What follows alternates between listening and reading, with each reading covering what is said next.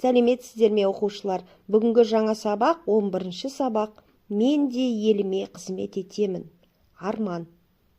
Азамат боп мен ертең ауылымды көгертем. Біздің қазған каналға канал болмас келер тең. Жерім жұмақ болады, бұлт мақта боп қонады. Бір пұшпағы шөлейттің ақ күрішке толады. Түрі өзгеріп түзімнің, жыры өзгерер күзімнің. Яғни оқушылар балақай арманын айтып жатыр. Ертең мен азамат болып өсемін, үлкен боламын. Сол кезде ауылымды жап-жасыл желекке айналдырамын. Бау-бақша, жеміс ағаштарын егемін. Және үлкен канал қазамыз. Ол каналдан егістіктерді суарамыз.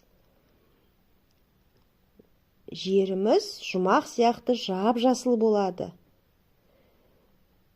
Шөлейт болып жатқан шөл даламыздың бір бөлігі аппақ күрішке толады. Даламыздың түрі өзгеріп, күзде бәріміз шат-шадыман болып, бау-бақшамыз пісіп, арқа-жарқа боламыз дейді. Әжем менің шай ішер, саясында жүзімнің, бақпен бөгеп желіңді, жайнатамыз шөліңді. Өмір сүріп не керек, көгертпесең еліңді. Ал әжем болса, біздің өсірген жүзімнің көлеңкесінде отырып, ыстық шай ішеді. Біз осылай өзіміздің өмірімізді, үлкендердің өмірін, барлығымыздың өмірімізді жарқыратып, жайнатамыз. Егер өзіміздің елімізді, ауылымызды осылай көгертпесек, несіне өмір сүреміз, дейді. Біздің аула көңілді. Эссе.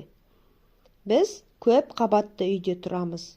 Маған бұл үйлердің әрқайсысы бір-бір ауыл сияқты көрінеді.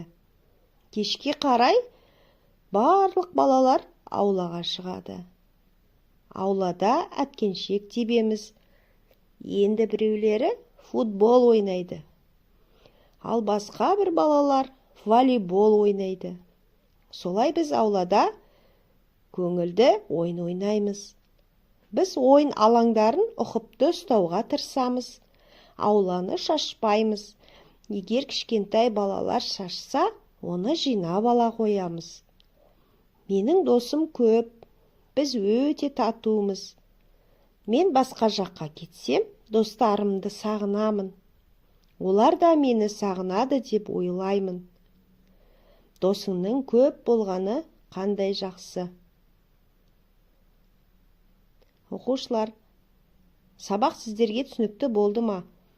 Олай болса, суретті әдебиет каналына тіркеліп, достарымызды шақырайық.